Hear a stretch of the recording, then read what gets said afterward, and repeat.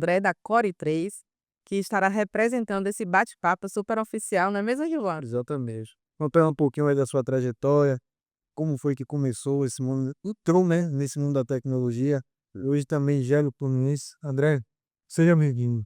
Eu agradeço o convite, é bom demais estar reunido com gente tão valorosa para a gente estar falando. Eu acho que é um tempo que a gente investe transmitindo um pouco do que a gente viveu e sabe para as outras pessoas.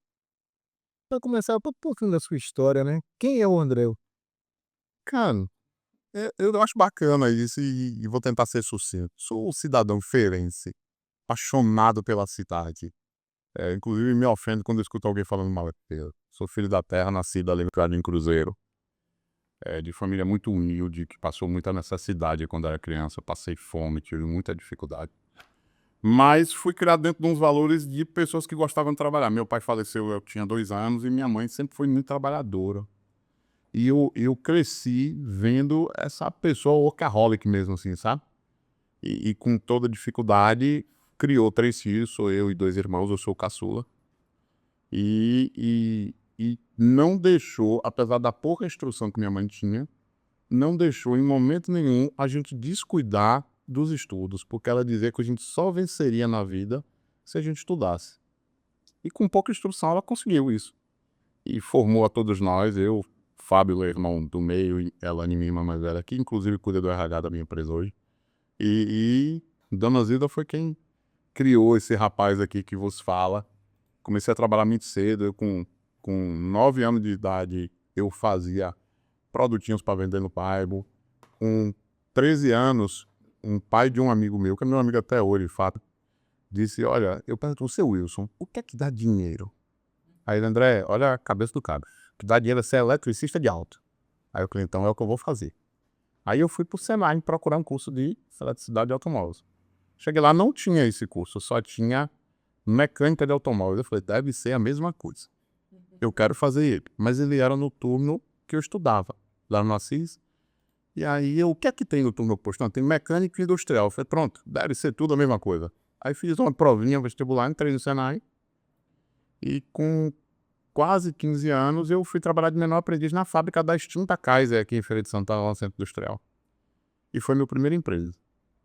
Depois de muito tempo, eu voltei para o próprio Senai dando aula. Dei aula no apogeu das escolas de informática. Eu dei aula nessas escolas de informática tudo. Byte, Stanford, Data Control, Aquela informática básica. IPD, Excel, essas coisas todas. E aí um professor do Senai, chamado Walter Lima, que foi assim um cara que me orientou muito durante a adolescência, ele me deu numa escola de informática dele um curso de AutoCAD. E aí eu comecei a dar aula de AutoCAD, participei de um torneio pelo Senai no Rio Grande do Sul, que é uma Olimpíada de Formação profissional, fiquei em quarto no Brasil, quando eu voltei a trabalhar na indústria, na área de informática. E aí comecei indo lá, depois fiz faculdade de informática, dentro da própria indústria eu cheguei no teto da área de tecnologia, eu era gerente de TI Norte e Nordeste. E assim, a história da administração, né? As necessidades infinitas e os recursos escassos. E minhas necessidades elas são infinitas.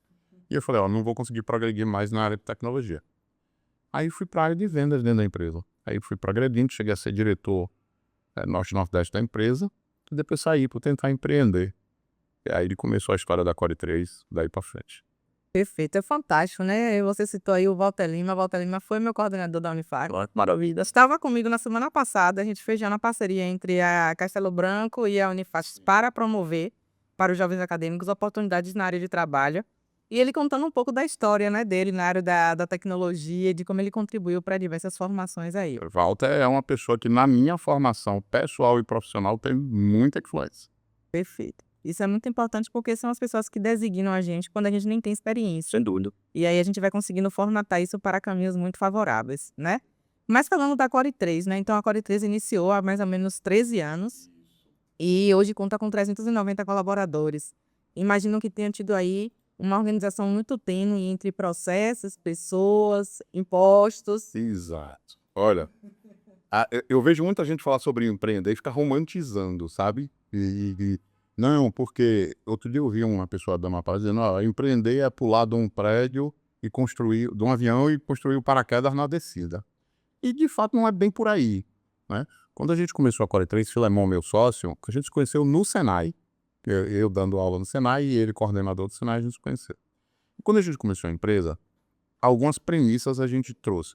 Ele da longa experiência dele dentro do Senai, que é uma organização muito bem estruturada, e eu de ter trabalhado em multinacional com todos os processos e procedimentos e metas e orçamentos. E aí a gente pensou, ó, pensar grande e pensar pequeno dá o mesmo trabalho. Então, o que é que a gente quer fazer com essa empresa? A gente quer transformá-la numa empresa grande. Então, vamos pensar como empresa grande agora pequeno. Porque quando a gente for grande, o trabalho de organização é mais simples. E eu lembro que a gente, muito pequenininho ainda, a gente tinha... eu vou até citar os nomes, que é Paloma, que é a nossa gerente financeira, e na época era a recepcionista, Jackson, que é o nosso líder de campo, e Yuri. São as 3 pessoas que estavam com a gente desde o início. E a gente pequenininho e a gente ia para reunião em empresas grandes para fechar negócio, e como empresa grande, se comportando. E a gente se preocupava com os mínimos detalhes, sabe? Até o modelo da proposta que a gente enviava para o cliente era muito bem formatada. A identidade visual da empresa foi a primeira coisa. Antes da gente abrir a empresa, a gente contratou uma empresa que fez identidade visual. Então a gente montou, sabe, um alicerce para ser uma empresa grande. E aí o resto foi mão na massa. Fomos para cima. E a gente tem uma premissa, até falei outro dia num outro podcast, que é o seguinte: a estrela de toda empresa é o vendedor. Não é o gerente, não é o administrador, não é o pessoal de operações, é o vendedor. É o cara que vai pra rua, que toma o sol na cara, o não, a sala de espera, a parte ruim do trabalho quem faz é o vendedor. Porque os negócios de uma empresa acontecem fora dela. E ele que busca esse negócio e traz para dentro da empresa. E aí a gente sempre pensou muito nisso e trouxe gente muito focada nesse negócio da venda. E eu costumo dizer que uma empresa ela não tem problema com despesa, ela tem problema com receita. Quando uma empresa começa a olhar muito para a despesa, sabe aquela coisa que você vê muito? Vamos tirar o copo descartável, cada um adote um copo, vamos tirar a água mineral. Eu tenho pavor a essas coisas. Na minha cabeça, quando a gente começa a olhar muito para pequenas despesas, porque está faltando receita. Então, vender. E aí começamos. Foi indo, começamos atendendo primeiro só empresas, a gente não atendia residência. O negócio da gente era atender empresas. Tanto com suporte técnico especializado, quanto com internet. E aí foi indo, foi crescendo, e aí aconteceu um fenômeno que foi o seguinte: chegava para o gerente de uma multinacional que era cliente nosso. E ele falava, olha, a internet em minha casa é horrível. Tem como atender lá em casa? E aí você ficava olhando e falava assim, pô, esse cara tem um contrato gigante nas mãos meu. Como é que eu digo que não? Não, tem sim, vamos puxar uma fibra da sua casa. E começou a virar recorrente isso. Num dado momento eu chamei e falei, não, vamos transformar isso num negócio e vamos começar a fazer varejo. E pra você ver que durante a vida a gente estuda muito sobre diversas teorias e coisas da administração. E depois, quando você consegue linkar isso com a prática, a coisa que funciona legal. Você já deve ter ouvido falar da regra de Pareto, que é 80-20. E a gente tinha um problema com isso, porque como a gente só tem empresa, a gente só tinha contratos altos e poucos clientes. Então, assim, o nosso risco era muito elevado, porque 80% da nossa renda estava em 20% de clientes. Quando a gente começou a fazer o varejo, eu comecei a diluir esse risco, porque eu atendo muitas residências com valor muito pequeno. Então, a gente equilibrou essa conta. E começamos a fazer. Na época, o gerente de varejo, pra você ter uma ideia, quando a gente resolveu montar, a gente chama de varejo, é a banda larga residencial. A gente trouxe um cara que era representante de vendas.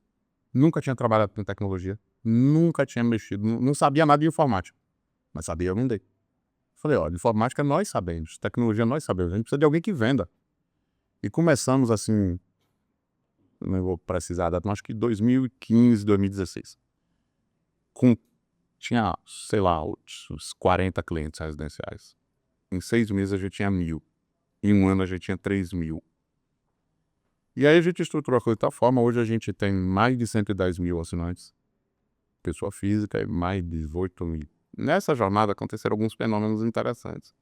A gente saiu adquirindo empresas de nome que talvez vocês tenham conhecido aqui em Feira. A antiga Speed Informática, que deu treinamento de informática e suporte técnico para muitas empresas em Feira.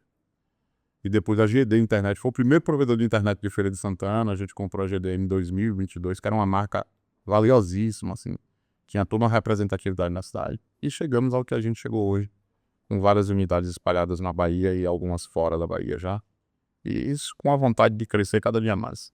Gilvan, ele falou uma coisa extremamente importante, que é a venda. A venda é o combustível do negócio. E a gente tem que, por ser um combustível, precisa ser algo muito estratégico. Então, agora eu entendo que foi planejada com base na estratégia de vendas e isso performou.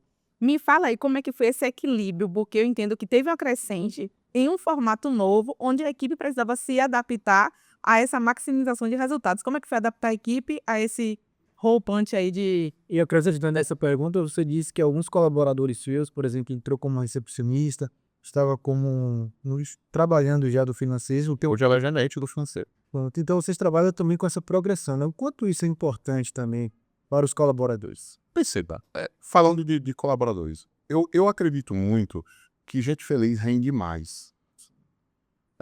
Pense na dita, as pessoas falam, o meu lado profissional. Eu não acredito nessas coisas. Eu acredito que quando a gente está bem, a gente é um ser humano só. No dia que você sai de casa bem, você chega bem no trabalho. Eu não entro na porta do trabalho para vou largar meus problemas do lado de fora. A gente até consegue não atingir as outras pessoas por uma questão de educação e equilíbrio emocional. Mas a gente não vai render como se estivesse feliz. Então, assim, o ambiente harmônico, ele ajuda as pessoas a crescer. E dentro da Core a gente cuida muito disso. Pra você ter uma ideia, a gente tem benefícios de multinacional. Todos os funcionários têm plano de saúde, plano odontológico, seguro de vida. Então, a gente fornece um arcabouço de benefícios para os funcionários, pensando nesse bem-estar.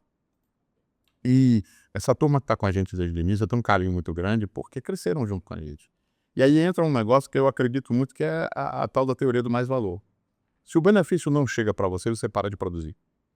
Então, durante essa jornada, as pessoas precisavam ver o benefício chegando para elas também, seja financeiro, seja de treinamento, de educação. E a gente trouxe essa turma junto com a gente hoje que é bem remunerada, que é feliz e que é assim, o nosso pilar de sustentação. Porque chega uma hora que você fica muito grande, você nem conhece todo mundo mais dentro da empresa. Eu não sei o nome de todos os funcionários. Mas eu sei que as pessoas que a gente formou lá atrás, elas estão multiplicando aquilo que a gente acredita. E falando dessa jornada dentro da empresa aqui em vendas, veja só, nada é fácil quando você resolve empreender. E pense no seguinte, seus irmãos que tiveram a mesma educação, os mesmos pais, crescendo na mesma casa, a gente diverge de um monte de ideia. Meu irmão, por exemplo, é funcionário público. E a gente diverge de tudo que a gente pensa. Mas existem algumas coisas que você pensa assim, é o bem comum. O que é o bem comum no caso de meu e de meus irmãos? A nossa mente. Então, nesse ponto, a gente não diverge. E aí, eu acho que esse foi o ponto fundamental que fez dar certo. A gente conseguiu catequizar as pessoas para dizer assim, a gente tem um bem comum. E aí tem uma frase que eu repito quase como um mantra dentro da empresa, que é o seguinte, a gente quer dividir o bolo. Mas para dividir o bolo, tem que ter bolo.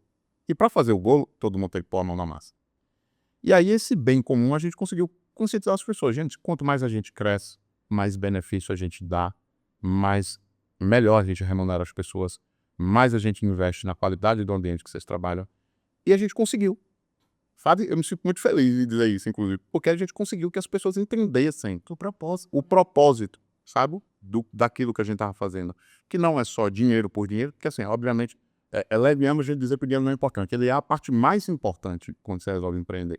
Na verdade, você resolve empreender, ao contrário, por isso que eu disse que a turma romantiza muito. Você resolve empreender porque chega uma hora que, como funcionário, você chega num teto salarial e diz assim, eu quero mais. E é inviável você conseguir mais sendo funcionário de alguém. Então, só lhe resta empreender. E aí você empreende inicialmente por dinheiro e sonho, e depois por propósito mesmo. Aí chega uma hora que você olha assim e fala, e agora? O que é que eu vou fazer? Que é o que você acha, a galera diz que é o seu legado, o que você quer deixar. Eu acredito muito que a gente faz a gente construiu uma empresa que representa, acima de tudo, a nossa cidade fora. Nós somos reconhecidos dentro do mercado de tecnologia nacionalmente. A gente faz parte do comitê gestor da internet. Filemon, meu sócio, é um dos 20 profissionais que existem no Brasil com maior certificação dentro da área de rede de internet. Então, assim, a gente é parte, né, das principais marcas que você conhece, o Meta do Facebook, o Google, o Netflix, a gente é parte, né, dessa turma toda. Então, acho que a gente conseguiu fazer aquilo. E daqui para frente é aquela história que eu brinco dizendo em casa. Minha mulher às vezes pergunta para mim, né, e fala assim, e tu não cansa não? Porque foi ser igual a bicicleta, você para de pedalar, cara. Cara, falando um pouquinho, você falou desse processo de expansão. E eu percebo um marketing da Core muito ativo, vocês estão nos principais eventos aqui de feira, vocês patrocinam muita gente, o Fluminense agora está com vocês também. Queria que você falasse um pouquinho do marketing da empresa, como vocês estruturaram. Foi nesse mesmo caminho da estruturação da Core? Sim. E aí entram algumas coisas, que é o que eu falo que a gente leva pra vida, né? A gente, quando vai pra uma festa, a gente se arruma para as pessoas olharem a gente bem, né? Quando a gente vai pra uma entrevista de emprego, a gente se veste bem para ir pra entrevista, se barbeia, penteia o cabelo, se persona. Assim é aquele produto que você quer. Então, pra gente tornar o produto da Core 3 vendável, porque veja só, internet por internet todo mundo vende. O que tem de diferente da internet da Core 3, da Vivo, da Claro, das grandes operadoras e de todos os outros? A forma de fazer. E aí a gente precisava de uma roupa bonita. E a roupa é marketing. Então a gente investiu muito nisso. A gente tinha gente que sabia vender, mas eu precisava dar a ferramenta para o cara vender. E aí a gente começou. O primeiro passo foi esse daí, dos eventos. A gente começou a patrocinar todo mundo, participar dos eventos, levar tecnologia para os eventos. E aí Antônio Diggs é muito meu parceiro nesse ponto. Eu conheci Diggs em 2014, 2015, no extinto Di Camarote, que sabe que a gente patrocinou o Di Camarote. E nesse dia me apresentaram o Diggs e Diggs, a gente sentado, jantando, o Diggs falou pra mim assim, gostei de você. Aí eu falei, tudo bem. Aí é isso mesmo, gente boa se atrai. E é de fato, essas conexões existem, quando a gente tem gente com ideias parecidas, acaba acontecendo. E aí fizemos essa parte de evento todo. Aí começamos a fazer e tornar a marca conhecida, palatável para as pessoas. Porque o mercado de telecom ele era muito fechadinho. Principalmente as empresas, que era o mercado que a gente queria atender, e as grandes empresas, elas tinham muito catequizado na cabeça deles que era a grande operadora que tinha condição de atender eles, as pequenas não tinham. E aí a gente precisava tornar a nossa marca conhecida para essas empresas ver. E aí a gente estruturou um setor de marketing, um gerente de marketing, que hoje é o nosso diretor de marketing, que é Marcos, e uma estrutura de marketing bacana, uma identidade visual. Você pode olhar o Instagram da Core, as imagens da Core. Pra você ter uma ideia, ano passado nós mudamos a marca sutilmente. Ela tem que sempre foi muito azul, ela tem um tomzinho de roxo. Aquele foi um estudo de cor que a gente pagou para ser feito. Por quê? Pode reparar, e isso é um negócio que a gente não devia nem dizer, porque é a cartinha na manga. Mas pode reparar, o roxo é uma marca, o toque sutil de roxo está em todo canto agora. Tecnologia. É. Então, a gente pagou um estudo de uma empresa para fazer isso, e aí a gente remodelou tudo, fez um trabalho de branding arrumado para que a gente pudesse fazer esse trabalho. E aí, partimos para o maior evento de feira, que era o Micareta. E esse ano, nós vamos para o 3º ano já, que a gente compra a cota master de patrocínio do Micareta de feira.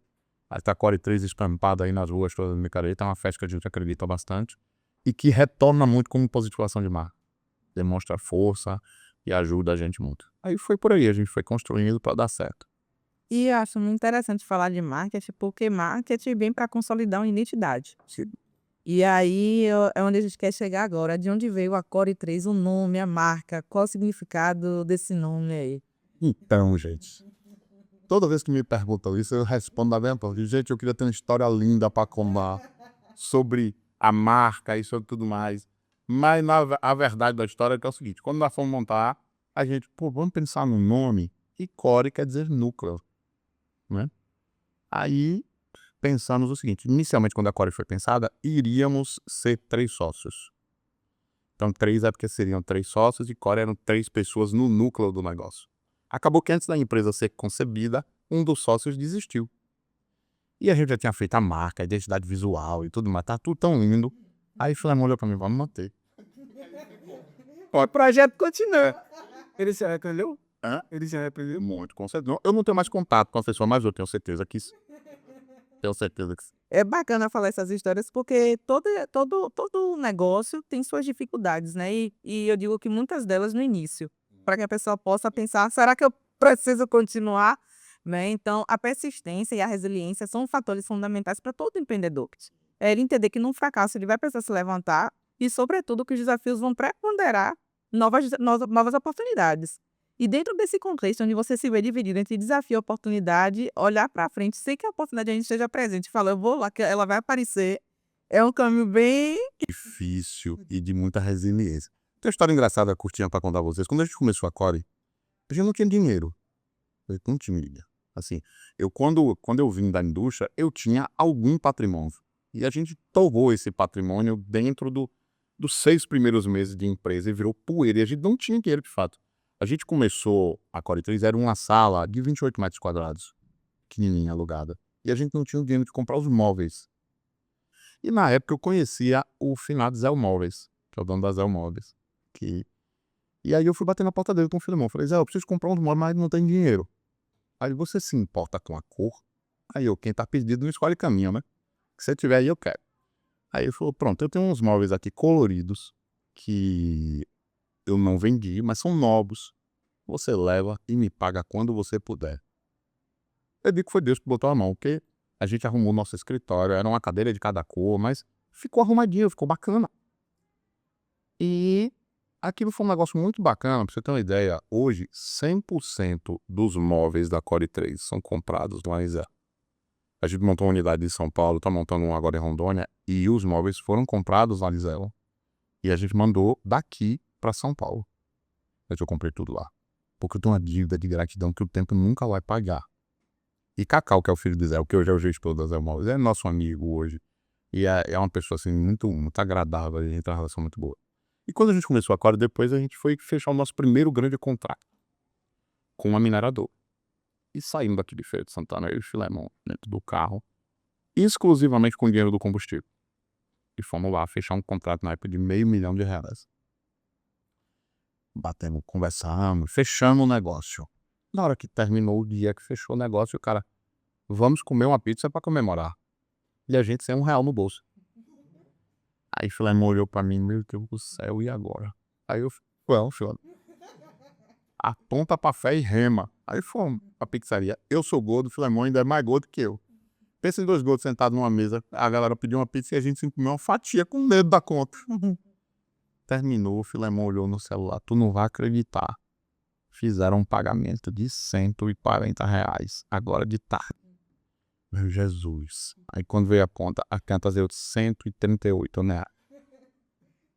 Filemon, vamos, porque tá tarde, a gente ainda vai voltar pra feira. Medo da galera pedir mais alguma coisa. Pagamos a conta, fomos embora. Foi o primeiro grande negócio que nós fechamos. E aí, com esse primeiro grande negócio, nós começamos a estruturar a empresa e fazer tudo. Mas, perceba, por isso que eu disse que gente feliz vem demais. Porque apesar de toda a dificuldade na época, era carro velho, a gente sem dinheiro, a gente era feliz. E as coisas bagam certo porque a gente era feliz. E quando você tem uma equipe alinhada e as pessoas estão de bem... Porque é muito ruim você ir pro trabalho de manhã e dizer assim, caramba, de novo. Eu tenho que acordar pra ir pra aquele lugar. É ruim demais. Agora, quando você vai pro trabalho... Eu acho interessante que lá na Coreia a gente tem um salão de jogos, com sinuca, videogame. E eu canso eu chego cedo, sempre saio tarde. Mas eu canso de sair da Coreia 8 horas da noite, a turma que terminou de expediente 6 horas tá lá jogando sinuca. Eu falo, pô, então tá dando certo. Sim. Essa turma não quer nem ir embora. Eles não estão mais trabalhando, mas estão aqui brincando, sinuca. Então, aí a coisa foi andando e certo. E você falou do Filemon, seu parceiro, seu sócio. Queria que você falasse um pouquinho da imagem de vocês dois. Hoje a gente não consegue destrelar, digamos assim, a Core de André e Filemon, o Filemon da André e da Core. Eu acho que essa... É difícil até falar, porque é emocionante. A coisa que mais fez a gente ter sucesso foi a nossa relação. O Filemon é mais que um irmão. Eu tenho uma relação com o Filemon que é de cumplicidade num nível que, assim, eu não acredito em reencarnação.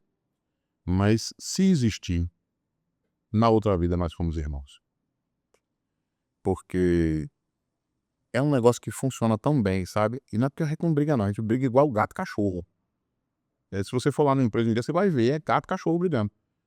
Mas é uma relação tão bem estabelecida, tão sólida, e eu vou falar de mim, assim, e eu sei que é recíproco, mas eu tenho por Filemon um respeito tão grande, e que é de um jeito que hoje, quando eu tenho um problema pessoal, depois de minha esposa, é a pessoa com quem eu quero conversar. Então, assim, eu vou tomar uma decisão pessoal na minha vida, fazer um investimento e fazer qualquer coisa, ou adquirir alguma coisa, eu converso com ele. A gente tem uma relação mais que irmão. É um negócio muito formidável, e isso faz, acho que o maior segredo do nosso sucesso é essa relação entre nós dois. E Filemon é uma pessoa muito acima da média, formidável, sabe? Um cara de um caráter inestimável, de uma preocupação com as pessoas, de um coração gigante, é uma pessoa muito valorosa. Eu sou suspeito para falar, mas acho que essa é o segredo do nosso sucesso, essa relação de nós dois. E eu sou suspeita a falar. Eu sou suspeita a falar dessas relações, porque eu tenho 2 sócios, né, o Adílio Castelli e a Marabia Braça, que também me acompanham nessa jornada entre a gente se dividir para fazer negócios. E sem dúvidas, o mais rico de tudo é o que a gente compartilha de sentimentos, né. É o que a gente consegue reverberar para a empresa do que está dentro da gente. E é a construção desses momentos, que não são só momentos bons, que são principalmente os mais difíceis, e que nós nos damos as mãos e falamos: "Vamos juntos, porque se a gente venceu até agora, não é daqui para frente que vai ser diferente". Verdade. Então essa solidificação, de fato, é um combustível para o negócio avançar. E é através disso que os colaboradores que estão por perto também sentem isso e compartilham disso. E sentem, né. Então, quando a gente fala de sociedade, fala de parceria, fala de resultado de vida, tem pessoas do lado, sempre tem pessoas que seguram a nossa mão e falam: "A gente vai vencer", né. E eu falo sempre que Flamengo, sempre que é engraçado, eu sempre que eu tô num momento, seja com minha família, ou num momento de realização pessoal qualquer, eu sempre tomo o cuidado de mandar uma mensagem para ele dizendo assim: "Poxa, obrigado. Tudo que eu estou vivendo, eu vivo porque eu me juntei com você. Sozinho, a gente pode até ir, mas junto a gente vai muito mais longe". E essa é a verdade da gente, assim, a gente junto, hoje a gente não, eu olho pra Filemon, assim, e isso me dá, sabe, me torna destemido. Às vezes a galera vê quando eu tô mais duro com as coisas e tal, mas é porque eu sei que quando dá errado, Ele vai estar lá. ele tá junto comigo e diz assim: "Nada, vamos lá que vai dar certo". E isso me dá muita força. Perfeita. Falando agora do Fluminense, a última grande aquisição, Verdade. uma das últimas grandes aquisições que vocês fizeram, foi vocês 2 juntos que sentaram e falaram: "E aí, bora investir?" Como é que foi essa história? Rapaz, olha só, eu não posso nem estar falando essas coisas publicamente, é feio, mas eu não gosto de futebol. É assim, eu não sou fã de futebol. Você perguntar o nome de um jogador famoso, com exceção de Neymar, talvez ele acerte o segundo. Mas foi assim, Filemon gosta muito de futebol, é muito apaixonado, muito estudioso. E quando o Zé Chico, que era presidente da associação, procurou a gente para patrocinar o clube em 2023, através de Reginaldo, que é um cameraman que apresentou a gente. E aí Zé Chico foi lá e marcou a reunião, ele falou: "Não, André, é bom que se a gente comprasse a SAF do Palmeiras". Aí o por quê? Até eu não sabia nem o que era SAF. Ele: "Não, porque é um modelo de negócio e tal, que tá muito em alta no Brasil". Eu falei: "Me dá 2 dias pra eu ler sobre isso". Aí eu fui ler e vi de fato que o negócio era bacana enquanto negócio. Aí eu falei: "Tu quer mesmo?" Aí ele falou: "Quero". Aí eu falei: "Então vamos buscar". Aí quando o Zé Chico chegou lá, foi buscar o patrocínio, eu falei: "Zé, a gente patrocina, mas desde que o Fluminense assine uma carta de intenção com a gente, da venda da SAF a gente ser prioridade". Aí casou, que Zé falou: "Ó, eu consegui já inclusive aprovar a SAF no clube, só falta achar o comprador". Eu falei: "Acabou de achar". E aí conversamos um namoro de 10 meses de de um processo chamado due diligence, onde a gente levanta tudo do clube, todas as dívidas, todas as questões todas, para que seja possível construir esse contrato. E aí acabou que fizemos, e posso lhe dizer seguramente que dos desafios empresariais da minha vida, esse é com certeza o maior até hoje, porque junta 2 coisas que, em linhas gerais, não devem se misturar, que é paixão e negócio. Então, assim, essa linha que separa os 2 é muito tênue ainda do futebol. Perfeito. E o Fluminense veio para trazer esse grande desafio, né, paixão, negócios, razão, emoção, o que é que divide, né? Até um questionamento, né, eu vi algumas pessoas. E agora estando aqui com você, eu vou te perguntar, ano passado se criou muita expectativa. Certo, então Foi será que, assim, vocês aprenderam até com esse erro, digamos assim, de criar expectativa para o torcedor falar: "Não, vamos subir", de bater naquela tecla ou foi algo de vocês mesmo? não, foi a gente acreditava de fato que a gente fez tudo certinho, sabe. Desde e de novo, lembra do marketing? Desde o marketing, a gente cuidou da imagem do Fluminense ano passado, conseguiu, e foi assim, apesar de não ter subido, foi vitorioso. A gente conseguiu resgatar a imagem do Fluminense, aquela semifinal de ver o Joia lotado, de ver as pessoas na cidade. Pra você ter uma ideia, eu vou dar números pra vocês. Em 2023, quando nós fomos patrocinadores do Fluminense, o Fluminense vendeu 180 camisas do clube, somente 180. O ano passado nós vendemos 1.600 camisas. A nossa expectativa para esse ano é vender 5.000 camisas. E aí nós fizemos tudo certo, sabe? Contratando um bom técnico, que era o Paulo Foiani, montamos uma estrutura, recuperamos a estrutura do CT, fizemos tudo, e fomos pro campo. Mas a gente aprendeu muito. A principal lição é que a graça do futebol é que nem sempre o melhor ganha. Então, assim, fizemos tudo certo, mas na semifinal a gente perdeu o único jogo que a gente não podia perder, e nós perdemos. Mas deu pra gente uma lição muito grande, para que a gente montasse o projeto para 2025 muito mais estruturado e muito mais amadurecido. De novo, a gente quer gerar muita expectativa de todo mundo, principalmente na gente, porque como aí falando não só do futebol, mas como negócio, um clube na Série P de um campeonato estadual, ele é deficitário em todos os aspectos. Não existe receita alguma. O Fluminense, a receita que o Fluminense tem é zero. E esse ano mais ainda, porque esse ano a gente praticamente não teve patrocinador, com exceção do pessoal do Hospital Ortopédico, que quero até mandar um abraço do Dr. Roxon, Matheus, o pessoal que abraçou muito a gente ano passado e esse ano, do Saúde Flex, do Hospital Ortopédico, mas os outros patrocinadores todos se evadiram. E a gente, o que já era pouco, virou zero. E para um ano que a gente praticamente dobrou o investimento, né? Nós trouxemos esse ano jogadores de nome nacional, como é o caso de Chiesa e Rogério, que jogadores jogaram no São Paulo, jogaram Libertadores da América, o Chiesa Foi Marinho Nordeste. Neymar, Rogério Neymar do Nordeste, que ele foi ídolo no Náutico. Então, assim, trouxemos Paulo Salles, que é o treinador que foi 9 vezes campeão dessa competição. Então, montamos um negócio assim para minimizar a chance da gente não subir. E aí tem um negócio que é bacana, que a gente fala muito, que é assim, e aí traz a vivência empresarial para dentro do futebol. O que a gente oferta de infraestrutura hoje para os nossos atletas e como clube, além da gente só Bahia e Vitória, e mais ninguém no futebol baiano.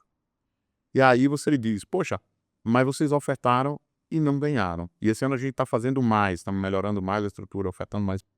Mas perceba, o jogador que dorme confortável não ganha o jogo necessariamente, mas aquela noite talvez conte ali 1%, que ele chega descansado no outro dia. Se a academia é boa, mais 3%.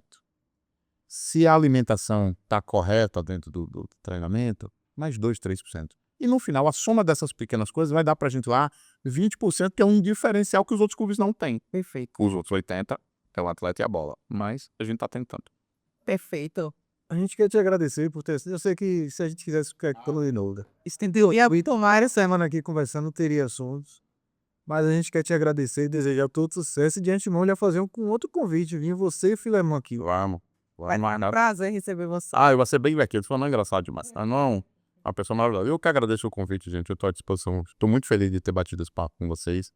Acho que, como eu disse, a gente contribui para as pessoas quando a gente traz essa partilha de informações. E acho que o trabalho que vocês fazem nesse sentido é valoroso. E contem sempre com a gente. Estamos juntos. Eu tiro o crachá pra ir, você. Também tira. E você de casa, tira o crachá com o nosso convidado? É isso, até a próxima quarta. Valeu!